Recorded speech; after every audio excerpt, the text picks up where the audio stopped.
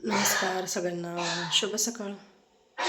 सकाळच्या 6:30 वाजलेले आहेत आणि मी माझं सगळं आवरून आता किचनमध्ये आली. एका साईडला इकडं दूध तापायला ठेवलं आणि दुसऱ्या साईडला इकडं चहा ठेवला. इकडं आता माझी भाजी करून झाली. रात्री मी वाटाणा आणि बटाट्याची मिक्स भाजी केली होती. ती मुलांना भरपूर आवडली होती, त्यामुळं सकाळ पण आम्हाला डब्याला हेच कर म्हणली. सेम तशीच केली भाजी, आता रात्री केली तशीच. आताच भाजी फोडणीला दिली. थोडंसं पाणी टाकले, अजून भाजी शिजायची, त्यामुळं दिसते जास्त पाणी. भाजी शिजली किंवा थोडासा रस्सा राहील. आता इकडं कणिक पण घेतली म्हणून आता चपाती लाटायला घेते, तोपर्यंत भाजी पण शिजते.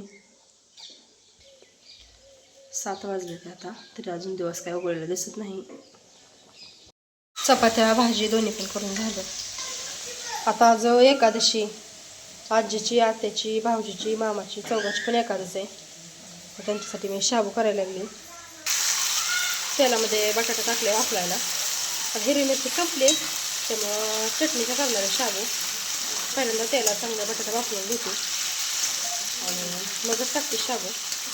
ह्याच्यामध्ये थोडंसं मीठ टाकते, म्हणजे बटाट्याला पण मीठ लागते. वरून शाबू टाकले की फक्त शाबूच लागतं, बटाटा आळणीच लागतं. शाबू करून झाला आणि आता स्वयंपाक झाले करून सगळं. आत्ता वाजले त्या 8:15. 9:30 वाजले ते आता. सगळ्यांची जेवणं झाली. भांडी आणली ते घासायला बाहेर. आता भांडी घासून घेते. भांडी बाहेर आणली की आमच्या इथे सगळी मांजर गोळा करून येते, ती गोळा होऊन येते. ती पोरांच्या डब्यामुळे सवय लागली ह्यांना. पोरांची थोडी ना थोडी चपाती आलेली असते महागाई डब्यातनं, ते टाकली की खात बसतो. की त्यामुळे भांडी बाहेर आणली की कंपल्सरी मांजर येते तीच. आलो आता माळावर. आता या वरच्या तुकड्यामध्ये 2च बोध आहेत वडायचं जाळी. रेशमाला ताईला दोघीलाच आहे, मला काय आता इथं पाहत नाही.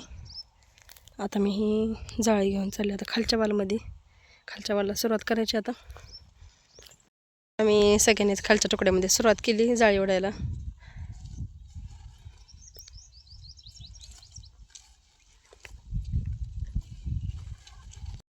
दुपारच्या 2:30 वाजले त्या. हां, 5-5 झाल्या. आज दुपारपर्यंतच 5-5 भोद वाढून झालं. आता जेवायला सुट्टी केली. जेवण करून परत ओढायची अजून जाळी. आज उरकलं चांगलं. काल दुपारपर्यंत 3-3च झालं ते वाढून, आज 2 जास्त झाल्या. आता अजून 2, 4, 6, 7, 8, 9 आहेत भोद वाढायचं अजून. चला, मोटर चालू आहे, हातपाय धुवून जेवण करू. आता जेवण काय आज माळावरच आणले इथं. रेशमाला लई भूक लागली. रेशमा पहिल्यांदा गेली पिशवी काढायला. होय रेशमा? इथं आता पेरूच्या झाडाच्या आणि लिंबाच्या झाडाच्या सावलीखाली आता जेवायला बसायला लागलो आहे आम्ही. जेवणं करून झाली आमची आणि जेवणं केले आता पहिल्यांदा जाळ्या हातरून घेतले. ते 4 जाळ्या हातरले ते सोबतच. आणि आता महाग लगेच ओढायला पण चालू केलं. अच्छा, सरळ काय दिसत नाही जाळी, अशी तिरपी बघितल्यावर दिसते. 6 वाजले ते आता. जाळ्या ओढायच्या इकडं 5 भोद आहेत अजून, पण आता आम्ही फवारायला लागलोय. काकडी फवारून घ्यायची. महाग नळी ओढते मी.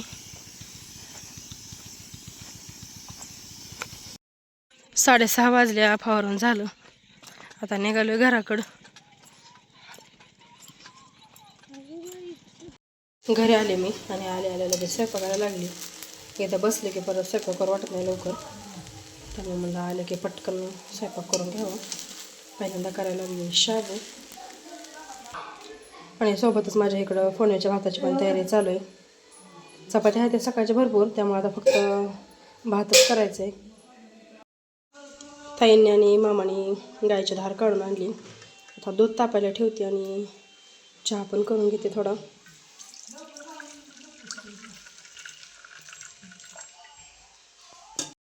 चहा तयार झाला आहे. आता चहा पिऊन घेते आणि मगच करते भात.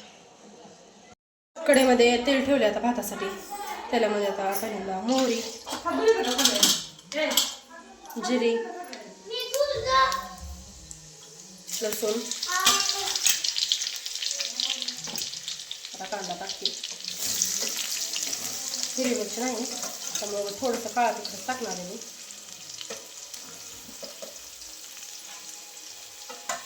थोडा कांदा चांगला लाल भाजून घेतली आणि नंतर मग बाकीचे सामान टाकते.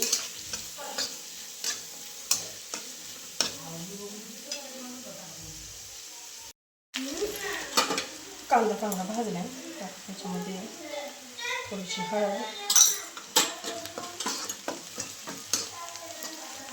काळा तिखटाचा शेवट टाकते कारण ठसका उठल.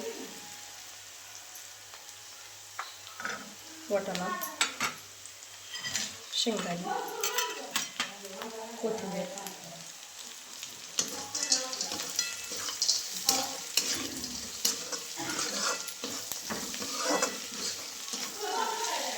आता टाकते काळा तिखट.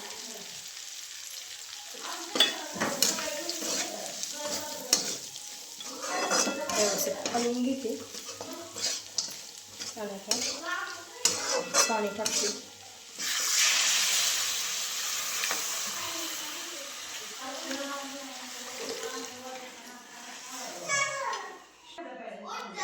जेवढं भात करायचं आहे तेवढं पाणी टाकले. आता त्याच्यामध्ये मीठ टाकते आणि पाणी उकळलं की त्याच्यानंतर मग तांदूळ टाकते. पाणी उकळल्यावर तांदूळ टाकले की भात एकदम मोकळा होतो.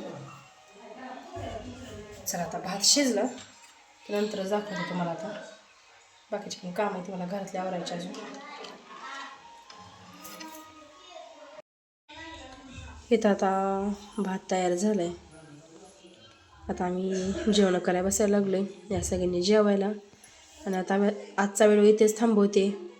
उद्या भेटूयात अशाच एखाद्या छानशा आणि नवीन ब्लॉगसोबत. आजचा व्हिडिओ पाहिल्याबद्दल अगदी मनापासून धन्यवाद.